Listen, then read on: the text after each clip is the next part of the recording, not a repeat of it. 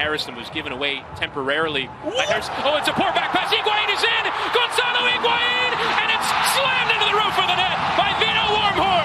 And Gonzalo Higuain has taken advantage of a Columbus howler, and Inter Miami lead again at home at Drive Pink Stadium.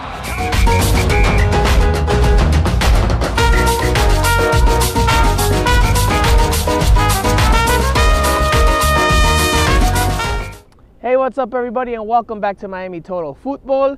We're at Drive Pink Stadium in Fort Lauderdale, Florida at the end of another successful night for Inter Miami, which continued its good run of form and extended its unbeaten run to 5 games with a 1-0 victory over the Columbus Crew, the reigning MLS Cup champions. Now, it wasn't the prettiest of games, but the final result was pretty enough for Inter Miami because not only, like I said before, did it extend their unbeaten run right now to 5 games and mean that they've only lost once in their last 10 matches, but the team leapfrogged the Columbus Crew in the Eastern Conference standings, is now in 9th place, and is only 2 points away from a playoff spot. So the postseason is within reach, within striking distance at long last, and that is notable progress for Inter Miami. Have we played our best football in the last 3 games? No, we haven't. But these victories almost seem better because of the way that we're showing another side to our game. And when you've got somebody like Gonzalo on the pitch and Rodolfo, you're always going to get quality. You're always going to get moments of brilliance that can win you the game that other teams in this conference and in this league don't have. And the players are just beginning to smell something is happening. And you know, sometimes you want to play things down. Sometimes you want to just keep your feet on the floor, which we will do. But we've got tremendous momentum. Now, as far as the game goes, it was an extension of what we've seen as of late from Inter Miami. Not the most aesthetically pleasing game, like I mentioned before, but Inter Miami found a way to win, and it ground out the victory because of the defense, by and large. The defense yet again played very, very well, gave the Columbus Crew very few chances in this one. You never really felt like Inter Miami was going to give up a goal, even though it was only 1-0 and the game was always still within reach for the Columbus Crew. You never really saw the Crew generate that much danger, even when they bossed the lion's share of possession in the first half.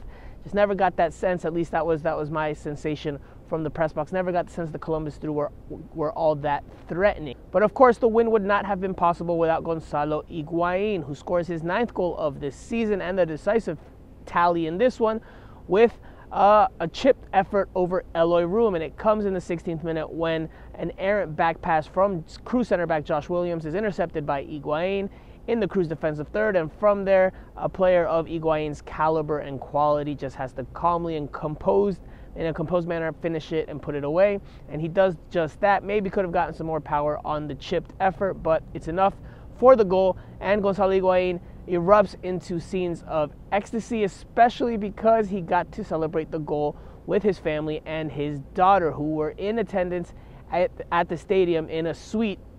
And Higuain did a lot of gestures during the celebration, and he talked about that after the game. La celebración fue para mi hija. Un trato que habíamos hecho antes del partido, que si metía gol le iba a festejar así. Y o casualidad me dijo antes del partido que íbamos a ganar y iba a meter gol. Así que los niños no mienten, dicen. Así que muy feliz por eso, por tenerla ahí enfrente, por poder vivir esto de hacer un gol y tener a tu familia, a tu mujer, a tu hija enfrente. Es lo que soñé toda la vida. Para mí vale más que cualquier cosa. Poder ganar, ser campeón, lo que vos quieras, pero ver la emoción de tu hija y de tu mujer enfrente a tus ojos no se compara con nada.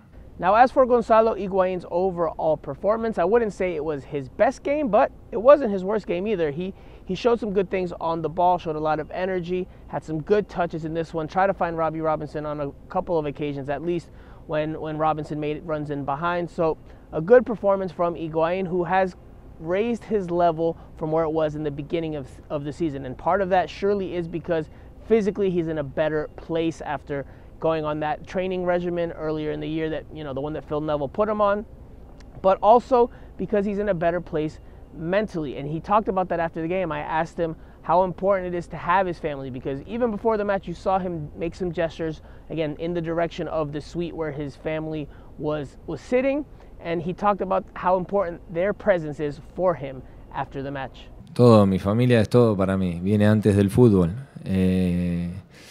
Tenerlos acá es maravilloso, tener un abrazo de mi familia antes de salir a la cancha es una fuerza que me hace dar eso extra, la tranquilidad, como dijiste, de la cabeza, más con lo que pasó con mi madre. Necesito ahora estar tranquilo, con amor, con mi gente, y lo tengo. Y cuando los planetas están alineados, la cabeza está libre, uno está mejor.